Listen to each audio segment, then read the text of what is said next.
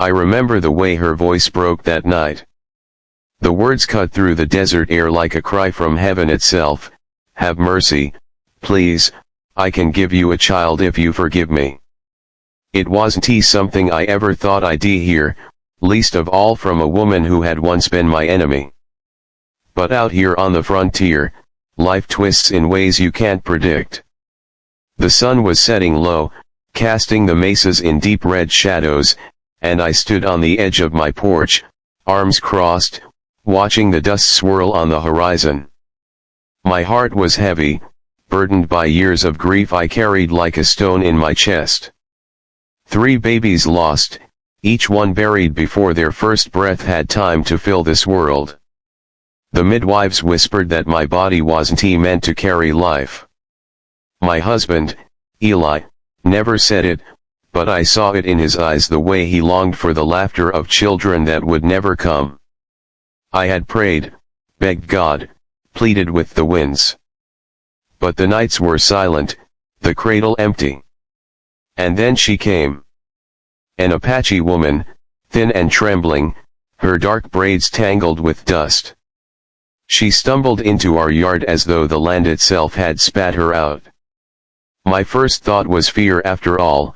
Only months ago her people had raided a neighboring ranch, leaving behind burned fences and blood in the dirt. My hands shook as I reached for the rifle propped by the doorway. But before I could even lift it, she dropped to her knees. Tears streaked her face. Her hands pressed against the earth like she was praying to it. Please, she whispered in broken English, her voice raw, have mercy, forgive me. I can give you a child. Her words froze me. I should turned her away. My neighbors would said to shoot her before she could bring danger to my home. But when I looked at her, I didn't see an enemy. I saw a woman whose body trembled with desperation, the same way mine had trembled in every childbirth that ended with silence instead of a cry. She lifted her face, and I saw a scar that ran from her jaw to her temple. She carried pain like a banner, the same way I carried mine. I lowered the rifle. What do you mean? I asked, my voice cracking. She pressed her hand to her belly. My child, my blood. If you forgive me, if you help me, he will be yours. The world spun. My breath caught. I felt Eli's boots behind me, felt the tension in him as he stepped onto the porch. His hand brushed my shoulder, steady but wary. Mary, he whispered, we can't trust her. But my heart was already reaching past the fear. That night, we let her sit by the fire. She told us her name was Ayana. She had fled her people after a battle that left her husband dead. With nowhere to turn, and a child growing inside her, she had wandered into the wilderness, half-starved and hunted. I watched her hands as she ate the bread I gave her, small, graceful, but trembling. She had the look of a mother who had already given her soul to her unborn child, and when her eyes met mine across the firelight, I saw it, she wasn't offering her child like a bargain. She was pleading for him to live. She wanted him safe in a world that had no mercy for her. I lay awake that night, staring at the wooden beams above me, Eli's steady breath beside me. My chest ached with longing and fear. Could I truly take another woman's child into my arms? Could I love him as my own, or was this God's answer to my prayers? The weeks passed, and she stayed. Neighbors whispered when they saw her tending our horses, her belly swelling under the prairie dresses I gave her.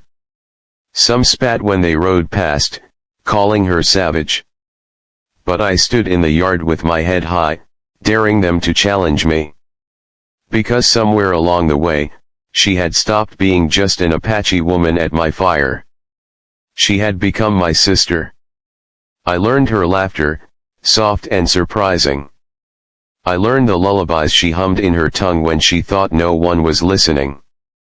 And in the evenings, when the desert cooled and the stars spilled across the sky, we would sit together in silence, two women bound not by blood, but by loss and hope.